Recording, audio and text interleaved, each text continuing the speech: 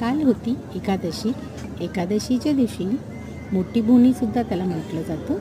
त्या दिवशी रेणुका आईला आपल्या यल्लम्माला पुरणपोळीचा नैवेद्य करतात आणि तिची परडी भरतात भाजी पुरणपोळीच्या नैवेद्याने आणि आईच्या नावाचा जागर करतात। तर तसंच माझे गुरुसुद्धा माझ्या इथे आलेले आहेत देवीचा जागर